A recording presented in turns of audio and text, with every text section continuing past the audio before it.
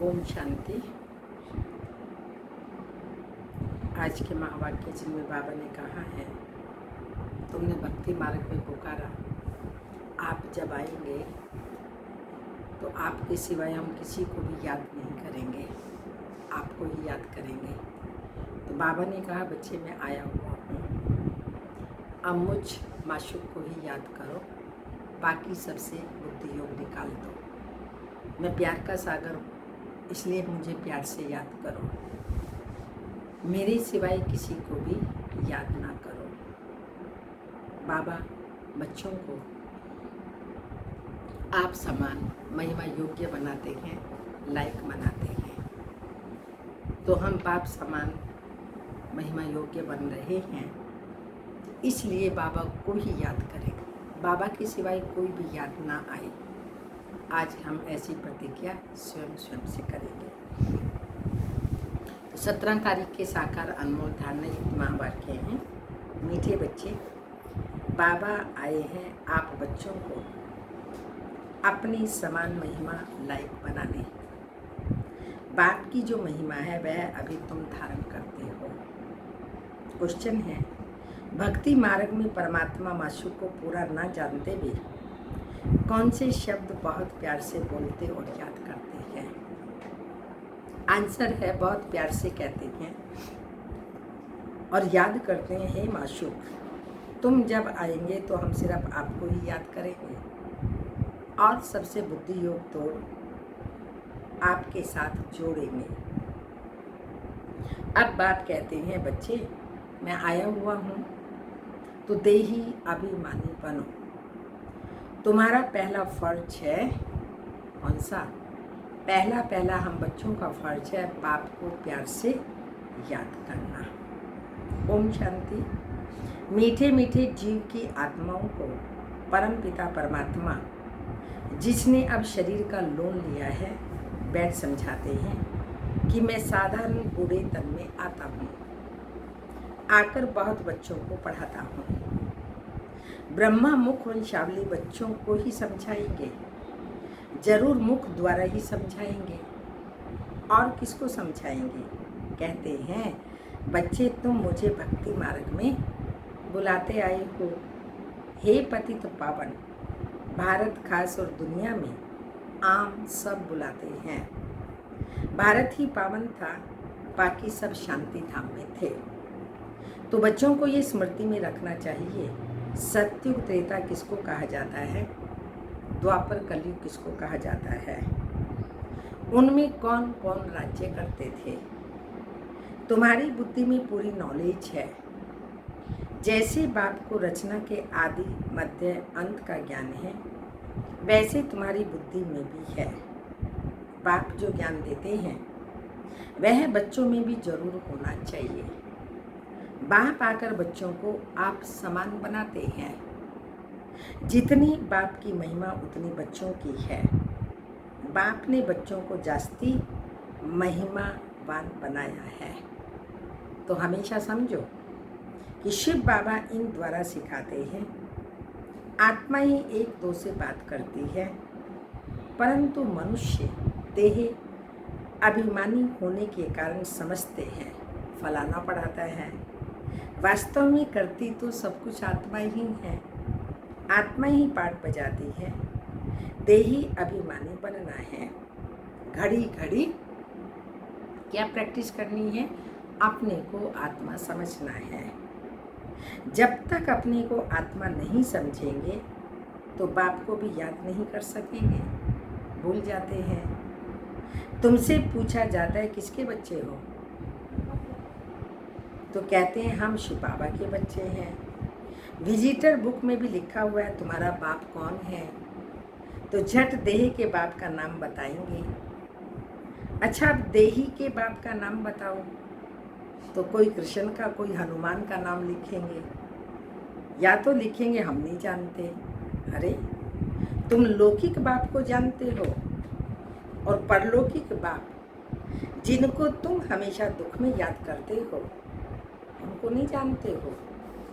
कहते भी हैं, हे भगवान रहम करो, हे भगवान एक बच्चा दो, मांगते तो है ना। अब बाप बिल्कुल सहज बात बताते हैं। तुम देही अभिमान में बहुत रहते हो, इसलिए बाप के वर्षे को भूल जाते हो, तो बाप के वर्षे का नशा ही नहीं चढ़ता। तुमको तो बहुत नशा चढ़ना चाहिए। भक्ति करते हैं भगवान से मिलने के लिए।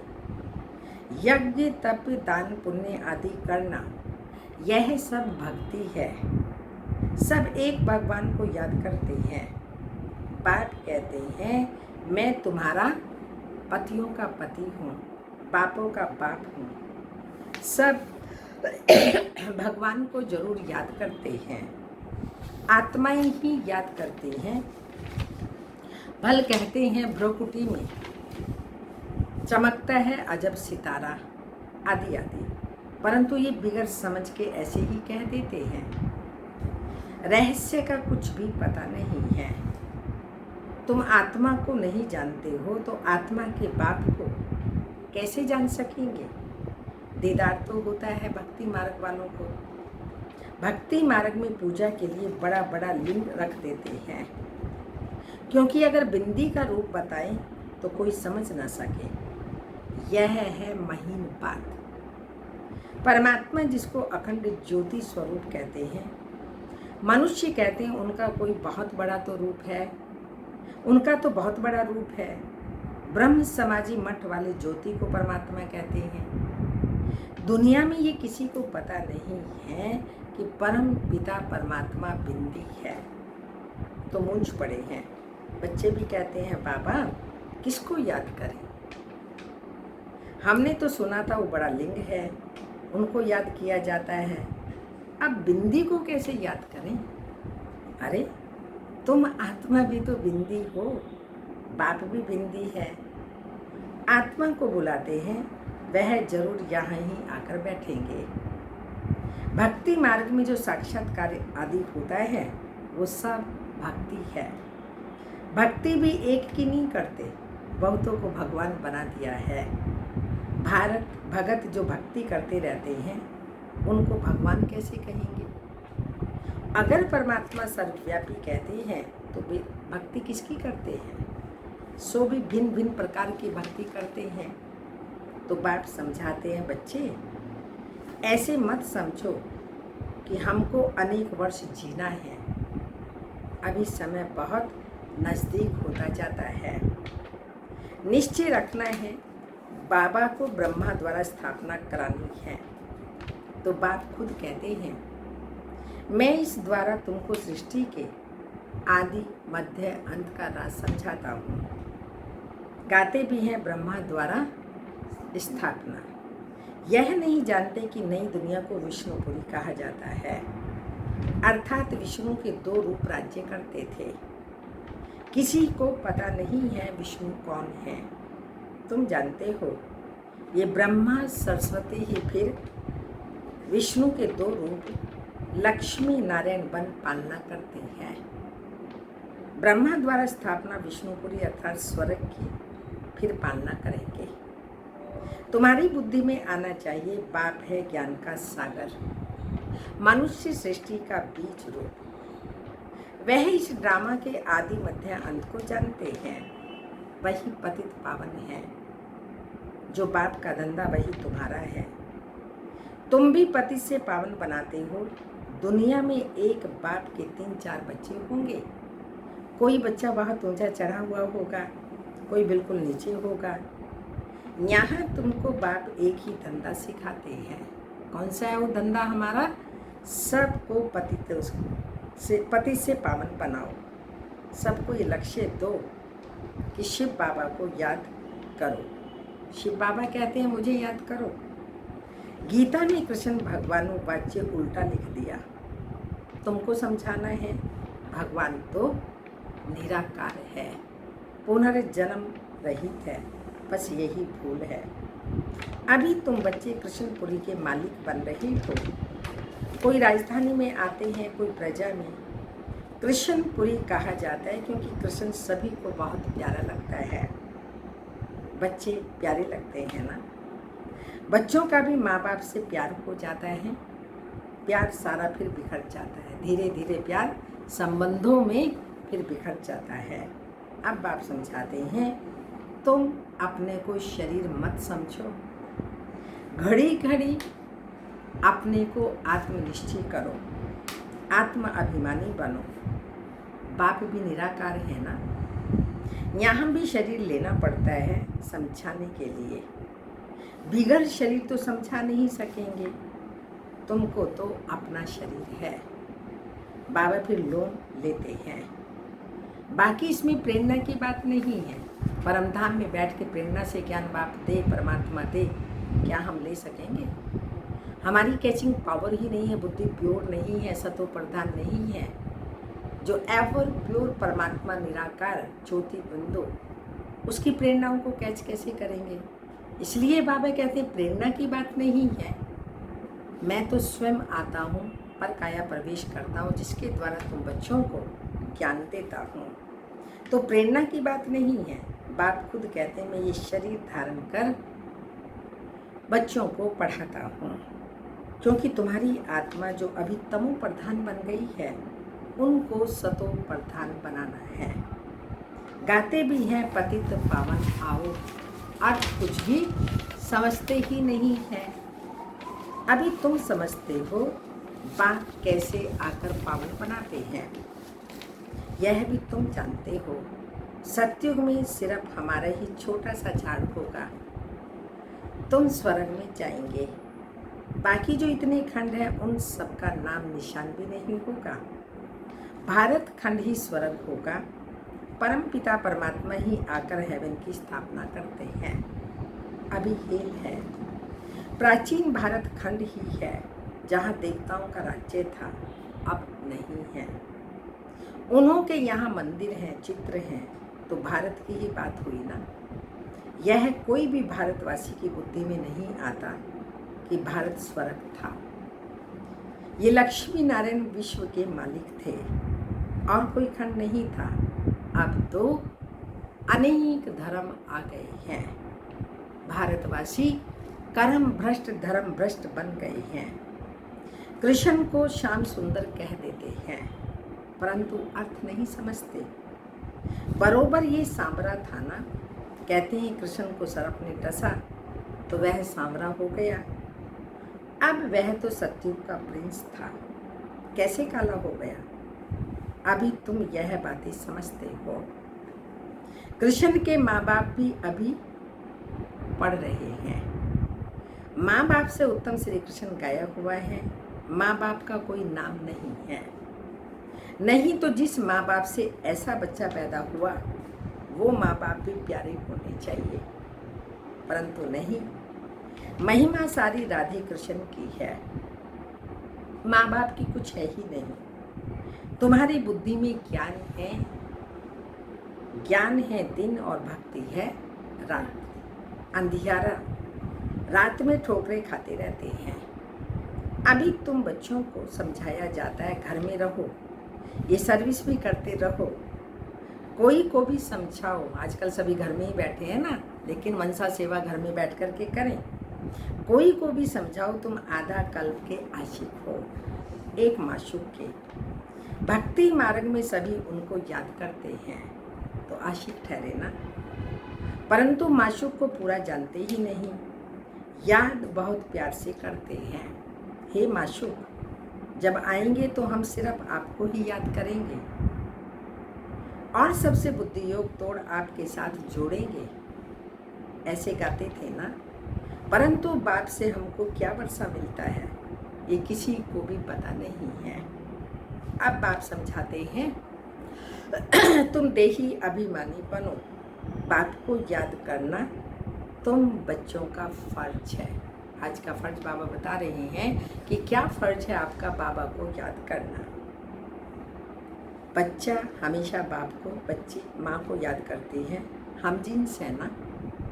बच्चा समझता है हम बाप का वारिस बनेंगे, बच्ची थोड़ी कहेगी। वह तो समझती है हमको तो पीहर घर से ससुर घर जाना है। अब तुम्हारा निराकार साकार पीहर घर है। बुलाते भी हैं हे परम पिता परमात्मा, रहम करो, दुख हरो सुख दो, हमें लिबरेट करो, हमारा गाइड बनो। परंतु उसका अर्थ बड़े बड़े विद्वान आचार्य भी नहीं जानते। बाप तो सर्व का लिबरेटर है, वही सबका कल्याणकारी है। बाकी वह अपना ही कल्याण नहीं कर सकते तो औरों का क्या करेंगे। यहाँ बाप कहते हैं, मैं गुप्त आता हूँ। खुदा दोस्त की कहानी सुनी है ना, और दोस्तों के संग से तो मनुष्य क्या बन जाता है, नीचे गिरता है, करप्टेड बन जाता है, कर्म भ्रष्ट धर्म भ्रष्ट बन जाता है। लेकिन अगर हम खुदा को दोस्त बनाते हैं, वो दोस्त हमें जन्म जन्म के लिए तार देता है। वो दोस्त हमें क्या से क्या बना देता है, मनुष्य से देवता, पतित से पावन, दुखों से छुड़ा करके सुखों में ले जाता है। तो खुदा दोस्त की कहानी सुनी है ना। अब यह पुल है कलयुग और सतयुग के बीच का, उस पार जाना है। अब खुदा तो बाप है, दोस्त भी है, माता भी है, पिता भी है, शिक्षक का भी पाठ बजाते हैं। यहाँ तुमको साक्षात्कार होता है तो जादू जादू कह देते हैं। साक्षात्कार तो नोधा भक्ति वालों को भी होते हैं, बहुत तीखे भक्त होते हैं। दर्शन दो, नहीं तो हम साक्षात्कार गला काट देंगे। साक्षात्कार नहीं होगा तो गला काट देंगे, तब फिर साक्षात्कार होता है। उनको नोधा भक्ति कहा जाता है। यहाँ नोधा भक्ति की बात नहीं है, घर में बैठे बैठे भी बहुतों को साक्षात्कार होते रहते हैं। दिव्य दृष्टि की चाबी मेरे पास है। अर्जुन को भी मैंने दिव्य दृष्टि दी ना। ये विनाश देखो, अपना राज्य देखो, आप मामे कम याद करो तो यह बनेंगे। ओटे सो अर्जुन कहा जाता है, तो वो अर्जुन की बात नहीं, लेकिन ब्रह्मा इन्होंने पूरे विश्व को परिवर्तन करने की, अपने को परिवर्तन करने की जिम्मेवारी ली। स्वयं को पहले परिवर्तन किया, तो बाबा ने कहा इनको भी साक्षात्कार कराया कि पुरानी दुनिया, पुराने संबंध, पुराने वैभव भूल जाओ, एक मुझ बाप को याद करो और राज्य देखो, ये तुम्हें जो मिलने वाला है उसके लिए मामे कम याद करो तो तुम यह बनेंगे। अभी तुम समझते हो विष्णु कौन है। मंदिर बनाने वाले खुद नहीं जानते विष्णु द्वारा पालना। चार भुजा का अर्थ है ही, दो भुजा मेल की और दो भुजाएं फीमेल की। लक्ष्मी की दो भुजाएं और दो भुजाएं नारायण की। इसको पवित्र प्रवृत्ति मार्ग कहा जाता है, जो बाबा ही आकर के ये पवित्र प्रवृत्ति मार्ग की स्थापना करते हैं, जिसको गृहस्थ आश्रम कहा जाता है। तो विष्णु के दो रूप लक्ष्मी नारायण हैं, परंतु कुछ भी मनुष्य समझते हैं, किसका भी ज्ञान नहीं है, ना शिव बाबा का और ना विष्णु का। तो पहले पहले बाबा का आकर्षण था, बहुत आते थे। शुरुआत में सारा आंगन भर जाता था, जज मजिस्ट्रेट आदि सब आते थे। फिर विकार का झगड़ा शुरू हुआ, कहने लगे बच्चे पैदा नहीं होंगे तो सृष्टि कैसे चलेगी, ये तो सृष्टि बढ़ने का कायदा है। गीता की बात ही भूल गए कि भगवानों वाच्य क्या लिखा है गीता में, काम महाशत्रु है, उस पर जीत पानी है। बाबा ने थोड़ी सिर्फ आकर के कहा ये गीता में लिखा, बाबा ने तो आकर के प्रैक्टिकल गीता का ज्ञान दिया, याद दिलाया कि गीता में क्या लिखा है, काम महाशत्रु है, उस पर जीत पानी है। कहने लगे स्त्री पुरुष दोनों इकट्ठे आए तो उनको ज्ञान दो, अकेले को नहीं दो। अब दोनों भी आवे तो देवे ना, बाबा थोड़ी मना करता है, आए हम तो हर एक को ज्ञान देंगे। देखो दोनों को इकट्ठा भी देते हैं तो भी कोई ज्ञान लेते हैं, कोई नहीं भी लेते हैं। इसमें भी कहेंगे, क्या कहेंगे, अगर एक लेता है ज्ञान दूसरा नहीं लेता तो इसको क्या कहेंगे, तकदीर में नहीं होगा तो क्या कर सकते हैं। एक खान से एक बगुला बन पड़ते हैं। यहाँ तुम ब्राह्मण देवताओं से भी उत्तम हो, जानते हो ईश्वरीय संतान है, शिव बाबा के बच्चे हैं। महास्वर्ग में तुमको ये ज्ञान नहीं रहेगा ना, जब निराकारी दुनिया मुक्ति धाम में होंगे वहाँ भी ये ज्ञान नहीं होगा। ये ज्ञान शरीर के साथ ही खत्म हो जाता है, संस्कार चले जाते हैं पर ज्ञान नहीं होता। अभी तुमको ज्ञान है, एक बाबा हमको पढ़ा रहे हैं। अब यह खेल पूरा होता है, सब एक्टर्स हाजिर हैं सृष्टि रूपी रंगमंच पर, लगभग सब एक्टर्स हाजिर हैं। बाबा भी आया हुआ है, रही हुई आत्माएं भी आती रहेंगी, फिर सृष्टि का अंत होगा। सब परम धाम जाएंगे।